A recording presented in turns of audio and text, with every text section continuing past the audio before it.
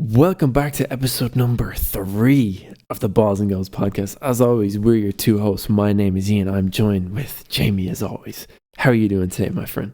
I'm doing all good, yeah. Good. I have to say it's been a brutal week here in Ireland, so I guess the football's the only thing kind of keeping us entertained while we're nearly locked indoors. Yeah, weather's been questionable at best. Really not good. So football's been keeping us busy. I would say keeping us busy. Couple of results from last week. Honestly, though, nothing spectacular. I don't think nothing really out of the ordinary. There was maybe one that caught our attention, but other than that, it seemed like a pretty standard game week. Not very many surprises in this one, I don't think. So, yeah, I mean, I guess we'll just probably quickly go through the results. Again, there's nothing like crazy surprising in here. So let's just start off with the fixtures in order, the results in order of how they happened in the game week. So first game, Brighton and Everton. I predicted a 1-0 win to Everton, and it ended up just being a 1-1 draw. I don't think there's anything too surprising there, really. Yeah, Nothing crazy. I kind of watched the match, and I think I said last week that it was, Everton should have got the win, but in the first half it was just Everton couldn't really adapt to, I guess, the whole Brighton way, and then they just ended up switching it up and then ended up getting a kind of lucky draw in the end. Yeah, I think it was a late goal to get the draw. Beto scored in the 90 plus 7th minute. We had a lot of late winners last week, and I don't think this week was any different. I think there was a few late ones, but I don't think it gets any later than 90 plus 7, to be honest. That's about as late as they come. Yeah, and Beto only came on in the 89th minute for Barry, so Super talk sub. about clutch. Super sub. Talk about clutch. I mean, there's nothing else you want from your sub right there. I think bringing a striker on, or any player on really in the 89th minute and expecting a miracle is it's not really going to happen most of the time. But that time he showed up when they needed it, so I guess good job to him. Yeah, good job to him. Did what he had to do. He did. Next game was Leeds versus Arsenal. Now, I predicted a 3-1 win for Arsenal because I think it was 2 weeks ago they lost, and we both agreed that they would probably want to use the next few games as their sort of comeback to say, we can still do it. We're hanging on to this lead that we have. And let me tell you, I expected a 3-1 win for Arsenal. It was a 4-0 win. They took that goal off Leeds I thought they would get, and they took it straight away to make it 4-0. Wow. Yeah, I said 2-1, and I think we were talking about Leeds and I guess how they were somewhat able to claw a goal back, but I did not expect a thrashing like that. No, I think we both sort of agreed that Leeds were one of the teams that are not like a bogey team, but they don't necessarily always get the results you think of. When you think they're probably due for a loss, they probably sneak a goal or two in, or maybe when they are expected to win, maybe they drop the ball a little bit. So they're kind of, I think, one of those teams that sort of, you never know with them. You never know. You think they're going to do great or do bad, and they sort of kind of do the opposite sometimes. I thought they'd get one back because they've been in good form lately, but not this time. Time. They were, I think we were saying before, pulling out these weird results, and I guess Arsenal just kind of got them with their tails up and put that to bed. Yeah, they didn't fuck around that game. That was straight blood. They were going for the throat with that one. Oh yeah.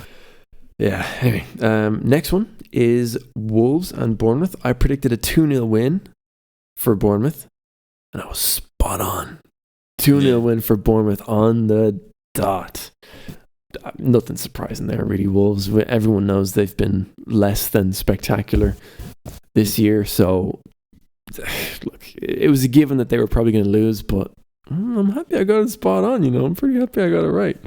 Yeah, like that's what I remember last week. You said 2-0, and I said 2-0 as well, and you were calling me a copycat. But I guess it just because I said it first. Yeah, I guess it kind of shows that look, we both got it right. It was just obviously something that was both on our minds. We know ball. Yeah. Yeah, I think not too surprising there. I guess the most surprising thing about that game is the fact that we guessed the score correctly. So that's probably the most surprising thing about that. Yeah, other than that, look, standard result, nothing crazy there. I think everyone expected Bournemouth to win, so nothing crazy there, I don't think. Moving on to the next one, we got Chelsea versus West Ham. Now, I think I originally predicted a 2-0 win for Chelsea, but it ended up being a 3-2 win for Chelsea. And again, this was another one of those late winners. Enzo Fernandez scoring in the 90+ second minute. So another late winner again. We're seeing a lot of those lately, actually. Last week we had like 3 of them, I think, and so far we have 2 late winners already. Yeah, and that's what I said. The same as what I said for Chelsea the week before was 3-1, and I remember actually watching the game, and West Ham went 2-0 up, and I was like, "Ain't no way that my prediction is gone out the window." And like, I think it was the first half, and then Chelsea started clawing it back, and they got the win. And I was like, Jesus, thank God, that's me kind of prediction saved. But then like that whole drama at the end, we can talk about that later on. But that was crazy. Yeah, it's surprising. Chelsea's involved in drama. Who would have guessed? Against the London squad, not surprised. Not surprised in the least. But anyway, the next one, Liverpool versus Newcastle. I predicted a 1-0 win for Newcastle. I thought Liverpool the last few games before that one. I thought Newcastle might sneak it past them. I thought they might get one past them. But I was heavily wrong. It was a 4-1 win to Liverpool. Yeah, that one was just a thrashing. And again, we had another. It wasn't a winner, but it was a late goal. I mean, Konate, 93rd minute. They already won the game by that point, though. Yeah, so. I think I said last week that Newcastle would go 1-0 up, and that either Liverpool would like pull one goal back or like score a late winner. And they went 1-0 up, but then Liverpool went on to just absolutely annihilate them. So yeah, I guess I was half right on Newcastle going 1-0 up, but I said that they'd end up drawing. Yeah, and it's funny as well. I think it was last week or the week before we spoke about how Ekitike and Wirtz were not exactly up to the level that they should be for the money they came in. Well, Ekitike scored 2 that game and Wirtz scored the 3rd. So we ate our words quick. They shut our mouths up pretty quickly. Yeah. So there you go. It looks like they're picking up. And Wirtz assisted the first goal for Liverpool. So they shut us up. Yeah, they're doing well. We were slating them at the start, and now they're starting to make us see our words. Yeah, which is good though. I mean, I'm happy for them as like a neutral. Obviously, you don't want them to fail, but for the amount of money that came in, I guess they took a little bit longer to adjust than Liverpool fans and staff probably would have hoped. But they're showing up now. They're doing good now. So I think it's okay for them now. I think they're okay. Anyway, so moving on, the next one we got is Aston Villa and Brentford. I thought Aston Villa would get a win here. I predicted a 2-0 win originally, but it was a 1-0 win for Brentford. So, yeah, I said a 1-0 win for Villa and said they'd go 1-0 up and kind of hold out for the rest of the game, but somehow Brentford went 1-0, like a man down in the 42nd minute, scored then before half time, and then just held on till the end of the game. But there was kind of like controversy in that game when Villa got the equaliser, because they dragged the ball back, I think, was it nearly like a minute or something back, to where 22 passes were made, and the ball went out of play. Yeah, so the goal got disallowed. Yeah. I think it was ruled out by VAR. I think in like the 48th minute or something like that. Tammy Abraham has goal ruled out. So yeah, controversial one again. It's one of those things that look, who knows? I mean, the goal was ruled out, so it doesn't matter at this point. But was it fair to run it back that far? Was it not? Who fucking knows? It's happened now, so can't change it. But yeah, definitely some points in that one too. But I think the result itself was not totally surprising, but like I don't think we expected Aston Villa to lose by 1-0 with a man up. So not like terribly surprising, but like I guess we expected Aston Villa probably could come away with the win on that one, but yeah, I guess because we were saying like how Brentford were in such bad form, and now they've just another, not even a player but a team has made us eat our words on how downgrading we were making them in the previous week. Yeah, for sure. Well, anyway, moving on to the next one. We've got Man United and Fulham. Now, I originally predicted a 2-0 win for United, and they won 3-2. And again, this was another late winner. Almost two late winners. Kevin for Fulham scored in the 90+1 minute, and then Benjamin Sesko scored in the 90+4 minute to make it a 3-2 win. You nearly had two late winners in the same game. I mean, again, there's a lot of late winners happening. I don't think we expected... Like, I don't remember there being this many late winners in football the last kind of few months, and now it seems like maybe I was just like not paying attention as much as I am now, but like they're everywhere. Yeah, it seems like nearly every game has a late winner. Yeah, it seems to be kind of the trend at the moment. And another trending thing is I keep saying United are going to draw, and then they end up winning it somehow at the end of the game. Because I've said back-to-back 2-2 draws, and I was saying how they kind of had to be somewhat not humbled but brought down to a reality where they might not win every game, but they're proving a lot of people wrong. Yeah, Michael Carrick says no, we're gonna win. So yeah, it's not Fergie time, it's Carrick time. No, exactly. So it looks like whatever Michael says goes at this point. Last 3 games I think he's been in charge. 3 games, 3 wins. Who's going to stop them? Who knows? But they're on a good roll. It might continue for a while. But they could lose, I don't know, 2-0 the next game. Who knows? But so far it's looking good. He has them on a good run of form, and they're looking pretty good. I must say, they're looking pretty good. Yeah, I think. But moving on, next one we have is Nottingham Forest had Crystal Palace, and I think I originally predicted a 2-2 draw for this one, and it was a 1-1 draw. So yeah, I don't think, again, nothing like terribly crazy in there. I guess Nottingham Forest will be happy they pulled a point from Palace, but there's only 3 points between them now. Brings Nottingham Forest a little bit further away from the relegation zone. They are currently 6 points safe, but we'll go over all that in a couple minutes. But I think Nottingham Forest are very happy to get that little, even though it's 1 extra point, that little bit extra breathing room, because now they're at least 2 wins clear of the zone, which is pretty important for them.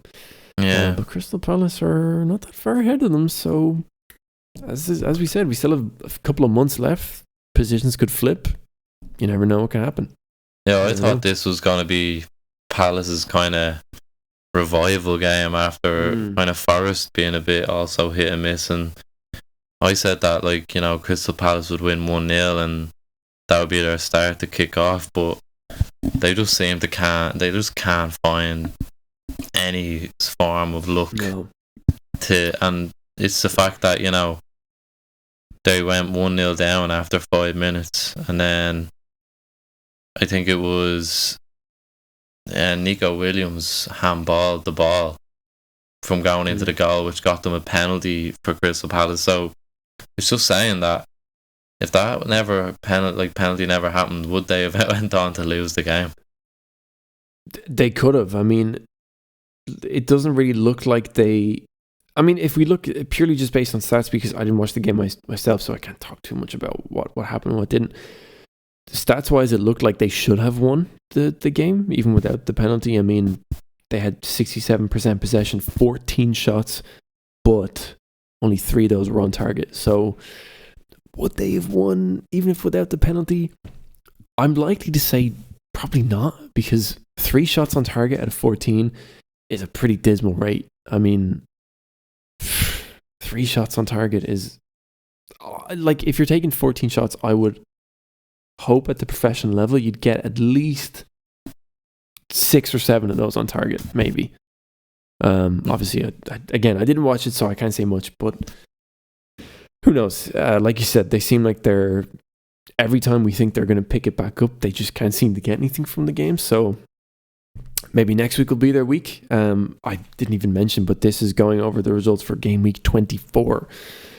So who knows? Maybe the next game week will be their week to pull it back. Yeah, like I think, yeah, like it's weird with Palace, because like I know you're saying the kind of stats was done for it to like win the game, but it's kind of, they were down, like Brent, or what was it? Forest were down to 10 men, and I guess the thing is you find teams with down to 10 men are a lot harder to play against, and Villa, I guess, can also back that. Yeah. I would wonder though, I mean, if Nico Williams handballed it out the goal at the 44th, 45th odd minute, and they were only 1-0 up or 1-0 down, it seems like a kind of a stupid thing to do, doesn't it? I mean, they're still a couple of points above the zone. It's not like that loss would have put them in trouble. So, I mean, I don't really know why he would do that. It just seems like a strange time to do that. It seems like something you would do at like closer to the end of the season when relegation is looking like a real problem. But like right now, they're again 6 points clear of the zone. I mean, I don't really see a point of doing that if you're still having a little bit of security. But I guess he thought otherwise. Yeah, it was a bit of a crazy decision. Even watching the like video of him handballing it, it was like, what are you doing, mate? Yeah, you can't really defend that. It's just like, what else could you be trying to do? Oh god. Well, anyway, moving on to the next one. This one, I think this was the most surprising result of the week. Spurs versus City. I predicted a 3-1 win for City because, well, City have been doing middle of the road last couple of games. I thought this would be the one to pick it up, since Spurs are sort of falling quite far down the table, and Spurs have drama of their own going on, so we'll probably get to that later as well. But I thought it would be a 3-1 win for City, but it was a 2-2 draw. Now, that's something that you don't see every day. Tottenham drawn with City, and not only did they draw, but Solanke scored a scorpion kick to draw the game. Of all ways to draw a game with City, a scorpion kick has got to be up there with some of the best. I mean, yeah, I watched that game, and I think I was saying that Spurs are City's like needle in their tie or whatever. They just won't let them, I guess, destroy them in a sense. And you know, City kind of going off their weird form. It was kind of thought that they'll go out and probably batter Tottenham, and I think I mentioned that, what was it, in the last, I think it was a few games, like City hadn't beaten Tottenham. It was like either a draw or like it was, I think the last game they won was at Spurs Stadium last season, but it's kind of not like they've trashed them. And I had a weird feeling coming into this game. I was like, something's mad's gonna happen, and I said 3-2 City because I just thought they'd continue this winning form just about. But as you said, Solanke just decided that he was a footballer again, and probably put his Bournemouth flag on the back and started running around scoring. I mean, it was a great goal. I mean, let's take nothing away from it. No matter what situation it is, that's a great goal. I mean, yeah, it looked weird, it looked goofy, but it was a spectacular goal. I mean, especially like you said, Slanky's not been like a superstar last couple of years. So for him of all people to just decide, no, fuck it, bicycle kick, and then pull it off, like what? Of all players to do that? Yeah, it was nuts.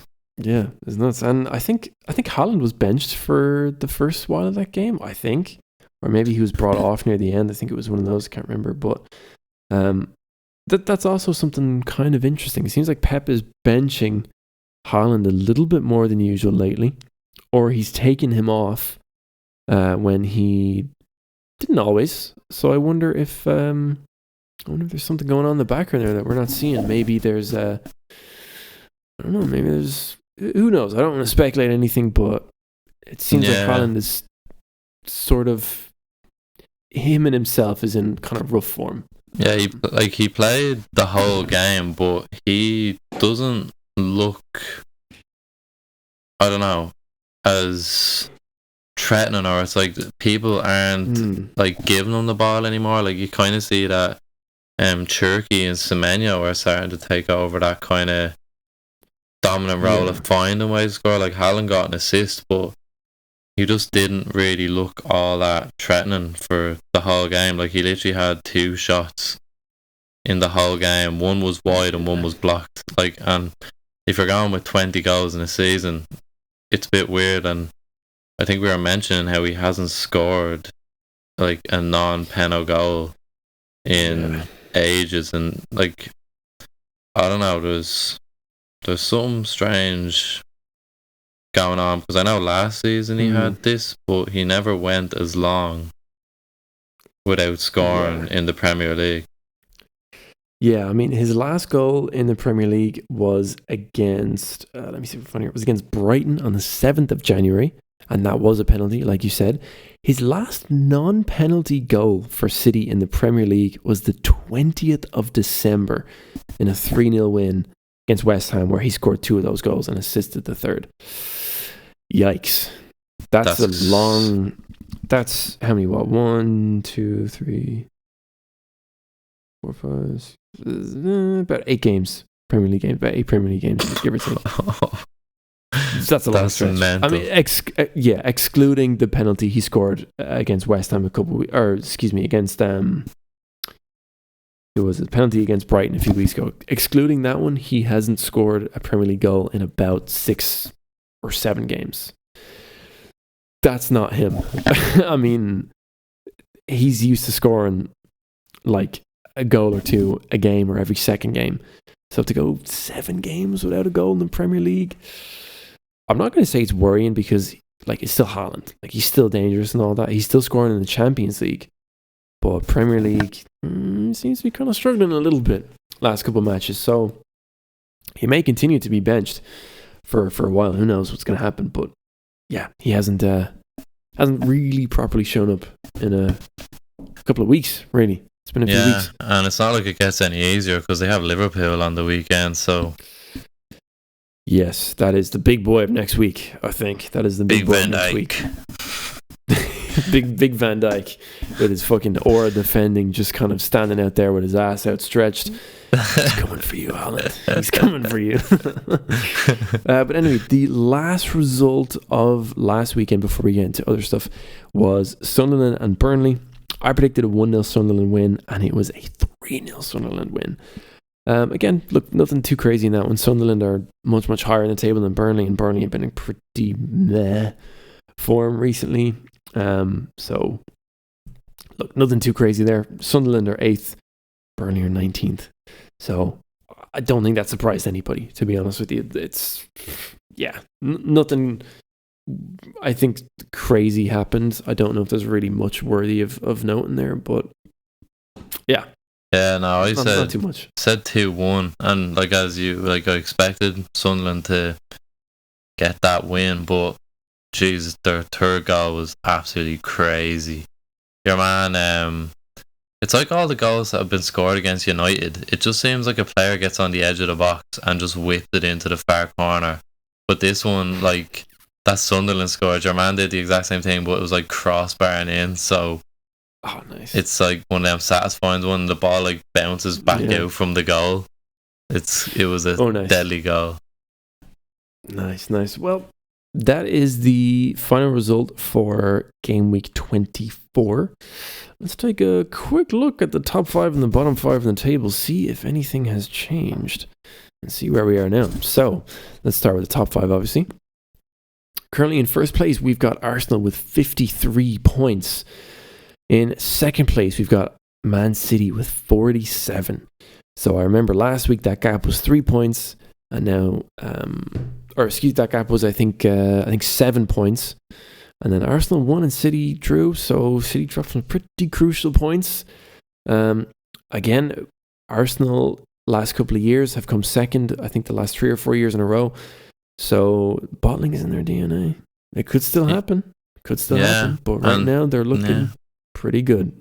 Yeah, and that's what Villa we were also talking about, with somehow going on a title charge, and they also that'd be even better. Yeah, they did a little bit. So they're still sitting third though. They're third with 46, so they're just 1 point behind Man City. So again, they're not too far off from potentially going on a title charge. Do I think it's going to happen? Probably not. But I could be surprised. Again, we said before, it would be so goddamn funny if Aston Villa ended up winning the league before Arsenal. That would be the funniest thing. That'd be the funniest thing. It would be crazy. So, it would be. But we have a new fourth place. So in fourth place with 41 is Man United. So they were looking, before Michael Carrick took over, I think they were sitting, sixth or fifth for a while, and now they're in the top 4. I feel like it's been a while since we've seen United in the top 4. So this is a pretty interesting sight to see again. Seems like Michael Carrick, as we spoke there a few minutes ago, is doing a great job. I mean, the game against, I think it was 2 weeks ago, I can't remember who it was against off the top of my head, but we said it could have been 5 against their opponent. They're playing really well lately. So could they climb higher up?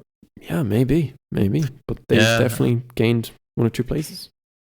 And that's the thing with Michael Carrick, I guess, changing how United play, is that when the whole Fulham game came about, when I guess Fulham scored that equaliser, it's, I guess, a typical, here we go, another draw. And next of all, they pull out of the bag. And I guess from beating Arsenal last week, Man City the week before, that we should have bet 5-0, it just kind of, I guess, shows that they could be having a better season than they expected. And, 5 points off Villa, 6 points off City. It's, I don't know, it's not impossible to go a bit higher. No, and they're only 12 points behind Arsenal. I mean, yeah, okay, it's a bit of a gap, yeah, sure, but it's not impossible. I mean, we still have, 13 game weeks, so there's a potential 30-odd points still up for grabs.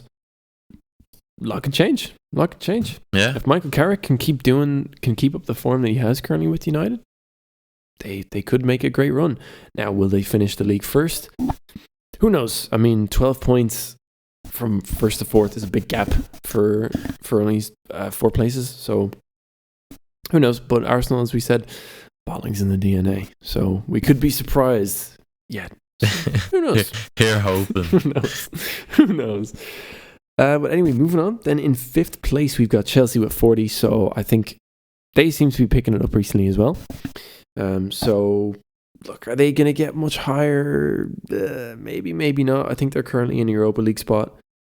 So, I mean, they still could go into Champions League spot. There's only 1 point between them and United. So, currently, I would say that the Champions League, Europa League spot is kind of up for grabs.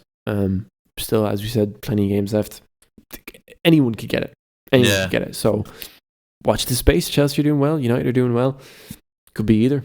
Could be both. Villa could just shit the bed and stop performing. You never know. So who knows? Yeah, it's kind of a guessing game, I guess, at this part of the season. And well, I guess totally. I think Arsenal and City getting to the final of it. Is it the Carabao Cup or the FA Cup? There's so many cups, man. I can never keep track of which one's which. Yeah, the EFL Cup. So that's the Carabao Cup final. So I think that adds an extra spot, or maybe it's the FA Cup, but it's kind of more, I think 6th and 7th place are looking at European football if they kind of get passed down.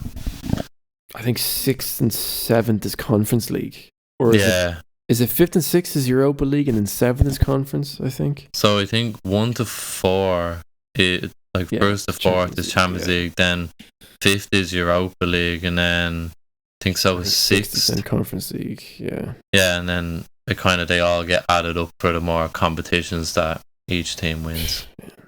It's just so many competitions. It's crazy. I know. So many. But anyway, moving on to our current bottom 5. So we have got in 15th place, we have Crystal Palace with 29 points. In 16th, we have Leeds, just 3 points behind them on 26. And then in 17th, we have Nottingham Forest, also on 26. So they could still swap places for the next couple of weeks. Who knows? Relegation zone is, they've a little bit of room, a little bit of comfort room. Sitting 18th is West Ham on 20 points. So Nottingham Forest and Leeds are 6 points clear of the relegation zone at this time. That is not a huge gap, but at that end of the table, any breathing room is breathing room. So I think they'll take it for now. But things could change. 6 points is not a huge gap. And as we said, there's still about 13 games left. It could be anybody still. It could be anybody.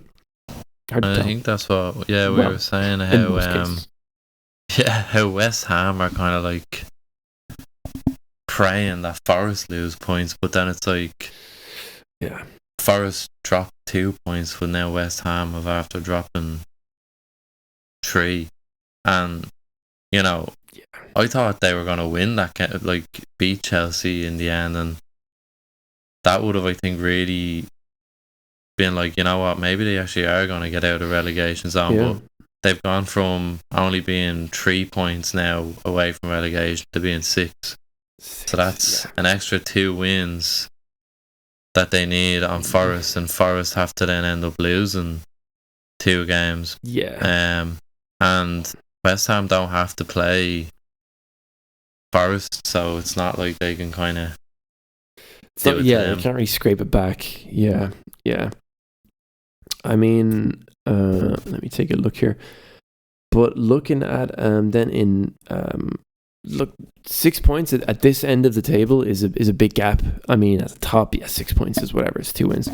But relegation zone to safety, that for some reason it just always feels like a much bigger gap than it is at the top. So look, we'll see. 13 games left. That's still quite a long way to go. And I don't think at this point, Leeds are playing anyone in the relegation. Oh, actually, that's not true. Leeds still have to play Wolves, Burnley, and West Ham again this season. So Leeds' last game of the season is away to West Ham. So that might decide the relegation trio at the time. But who knows? We'll have to wait and see. Hopefully they can keep it interesting. Hopefully, yes. Hopefully. But anyway, so in 19th, we have Burnley on 15 points. I mean, they're 11 points short of safety. So unless something crazy happens, I think we can say with quite a bit of certainty that they're probably going to go back down again, sadly. And then sitting dead last, 20th place, we have Wolves with 8 points. Yes, 8 points. Single figures. Looking rough for Premier League veterans. Wolves looking rough, man. Yeah, I seen. I think it was people ripping the piss out of them, more or less, going like, Yeah, every time they kind of fall out of success of a certain thing. So it was more or less the thing when Arsenal won a certain few games, they were like, "Oh, Wolves can't win the league anymore." Then it was like when Champions League spots all went, they were like, "Oh, Wolves can't get in Champions League," and now it's like Wolves can't get in Europa League, Wolves can't get in Conference League, and they're slowly building it down now to where it's like they're guaranteed relegation. Yeah, it's kind of sad to see the downfall, to be honest with you right now. I mean, look, they're not a bad side. They're just not a good Premier League side. So I think when they drop down, they'll probably see a couple lads leave, and I think that's just always the way it happens. Some of them think that they're probably too good for Premier League, probably too good for Championship, not quite good enough for Premier League. So probably see a couple lads jumping ship, or maybe not. Hard to tell, but that's generally what happens once the team's relegated. Their whatever star players they have usually jump away, and that's kind of it. But yeah, we'll see. But still, 13 games left. But I mean, unless they pull points from every single one of their last remaining games, not looking good. Yeah, they're finished. Finished. Oh, but look, speaking of United, we said something there a couple of minutes ago that I saw earlier today. And with the news that Patrick Dorgu was out for about 10 weeks with an injury, I heard Michael Carrick has invited a 15-year-old wonder kid from the under-18 squad, JJ Gabriel, to train with the first team. Now, I did a little bit of digging on this JJ Gabriel, and he seems to be held in a pretty high regard in the academy. With the under-18s, he's got 12 goals and assists in 14 games. That's a pretty impressive return for a kid who is playing 3 years above his level. So, could we see him feature in a few games before Dorgu's back? Maybe not. Hard to know. But we'll wait and see. I mean, what do you think? Do you think we'll see him? Do you think if we do, will he do well? What do we think? Yeah, you kind of seen him kind of hinted at the start of this season of how well he's been doing, and it's kind of when a young prospect comes, I guess, from United's academy, everyone starts going, "Oh, he's training with the first team. Oh, he's on the bench for the first team," and he's been actually one player that has been hyped for so long, but actually never got on to the first team. I know, like we're saying, he's only 15, but I can't remember. I think Rooney was the youngest United player to debut. I think I'm not too sure, but I think if he was the feature between now and the end of the season, like, it would be absolutely crazy, because he's been regarded as a very high talent for United, and it's crazy thinking at 15 you're playing senior men's football in the Premier League. Like, I know, it's crazy. When we were 15, we were drawing obscene images on school property, and now these kids are making their Premier League debut at 15. Yeah, the different paths we take, my friend. The different paths how we take. the other world lives. How the other world lives. But I mean, this also is something that I was thinking about recently, that I feel like has maybe quietly changed over the years. Maybe it hasn't, but I feel like now when new wonder kids come along at any league, at any tier of football, it seems like the wonder kids are getting younger and younger and younger, and the expectation to be at a certain level by a certain age is higher. So, for example, we have this kid now, JJ Gabriel, who's regarded as one of the top talents in the academy at the moment. If he comes on, and if he has a good game against whatever opponent Michael Carrick decides to bring him on against, obviously there's going to be talks about, oh my God, JJ Gabriel on social media, like, oh my God, youngest player to do this, youngest player to do that. Could he be the next this, that, and the other? Like, immediately starting comparisons against players like, we saw Max Dowman make his Premier League appearance debut for Arsenal this year.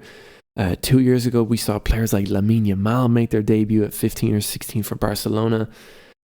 And you're saying Rooney, I think, started for United. I think he made his Premier League debut for Everton at 16, like just barely turned 16.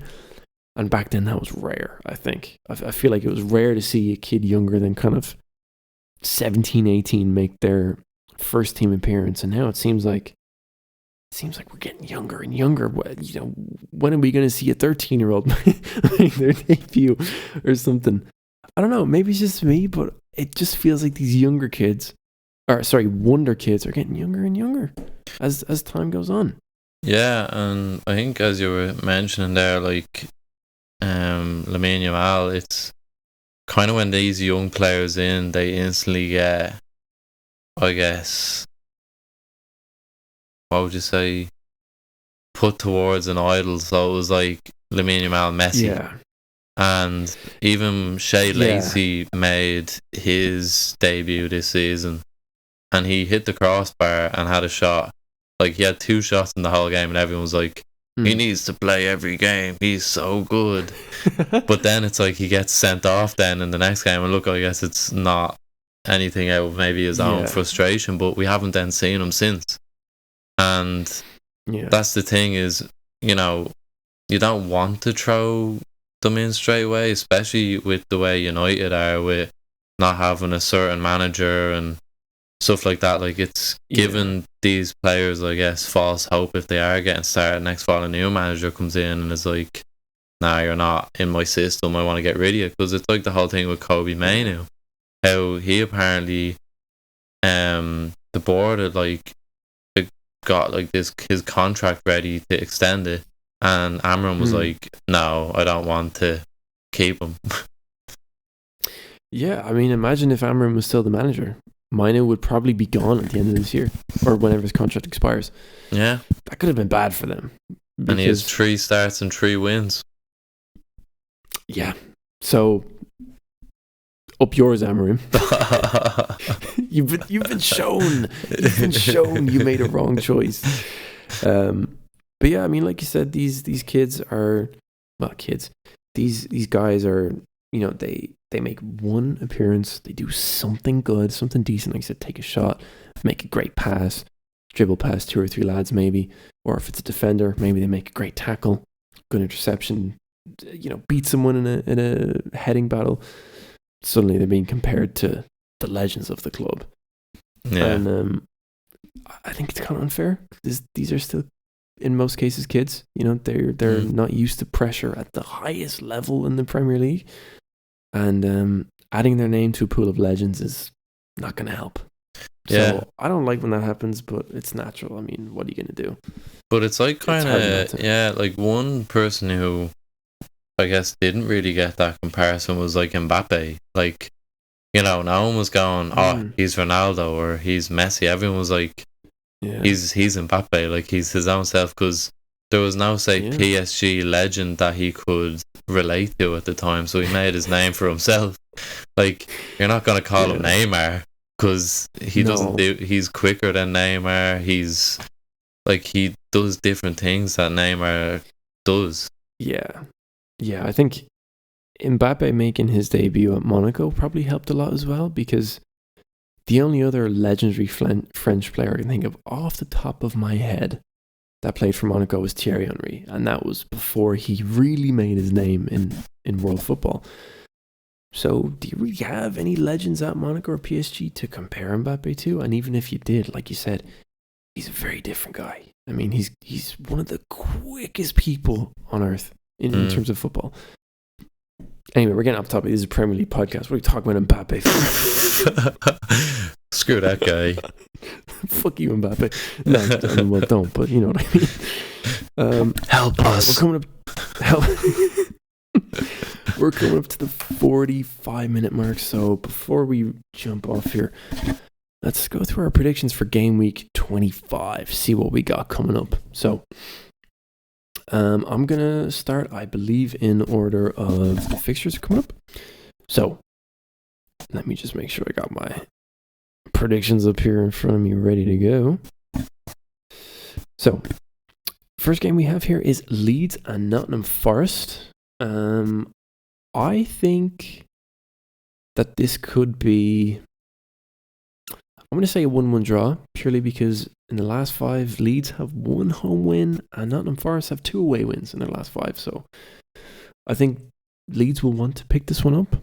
Can they? I don't know. I think they might scrape a draw, and that might be enough for them for now. And obviously, with them and Forest level on points, this will be important for both. So still going to stick with a draw, though, because neither have been very impressive last few games. So I'm going to say 1-1 draw.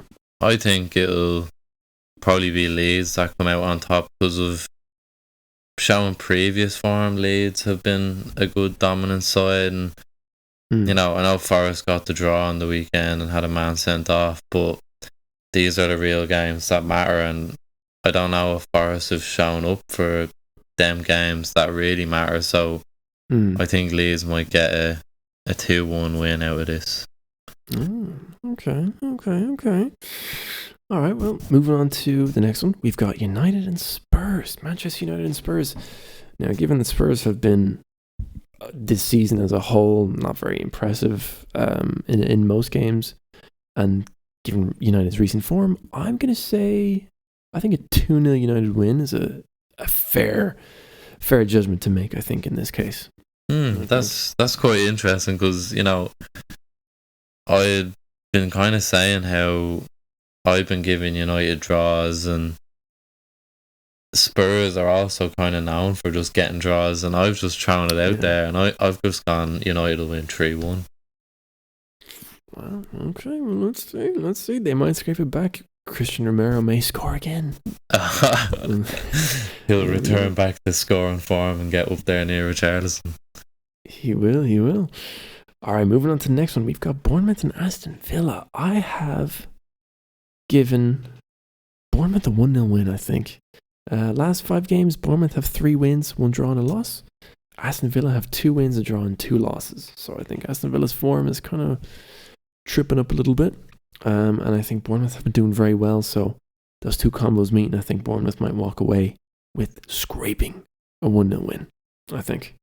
Yeah, they've been kind of both on kind of level par form in a sense, and that's why I've gone for a 1-1 draw, because I just feel like these teams kind of cancel each other out, and I just can't, pick one guaranteed to win, because, did that last week with, Villa, and they were like 1-0 loss, and it was like, alright, said Bournemouth will win 2-0, and they did win 2-0, so it's kind of like meet in the middle. It could be. I mean, I could predict another perfect game. You never know. Yeah. You never know. That's the fun about it. Find out. Yeah, I suppose we'll find out. But the next game is Arsenal and Sunderland on the list. So my result might be a little bit controversial. I don't think Arsenal are going to lose. Oh. But they might have a run for their money. So I'm going to give them a 2-1 win. Arsenal with a 2-1 win. I think they've been, I had a look at their last 5 games. They've conceded quite a couple goals in each game. They haven't kept a clean sheet in a while, I don't think, unless I mix them up with another team. So I think 2-1 win is fair for this time, for this one. Yeah, I also went 2-1.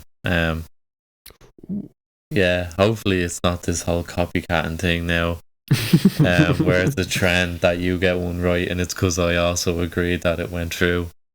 Well, let's put it out there. If I make a prediction or you make one and we both agree on the same thing, we'll just take the win. Yeah, it's fine. We'll both take the win. Yeah. Maybe worth pointing out, we don't discuss our predictions before recording. We just come in and say them. So yeah, that's the fun of it. Yeah. Alrighty. So moving on to the next one, we have got Burnley and West Ham.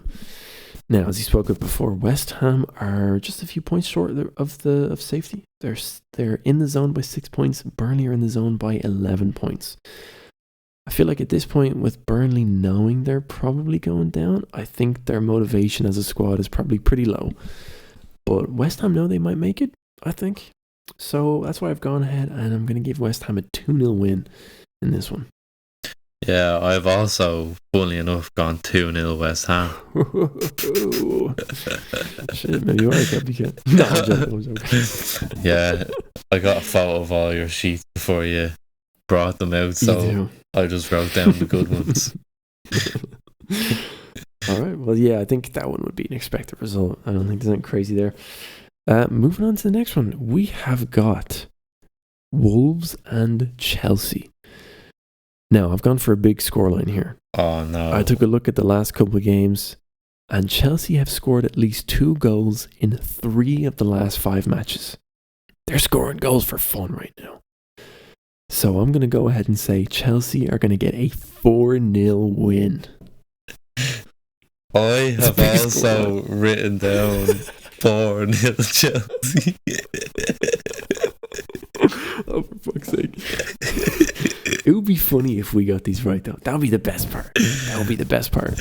That would be unbelievable if all the ones that we have said the exact same, they all just come true. That would be fucking cool. That would be so cool.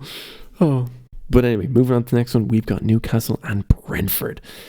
Now I've gone for a 1-0 Brentford win purely because Newcastle lost 4-1 to Liverpool in the last match. I think they might have their confidence shaken just a little bit because that's a hefty loss.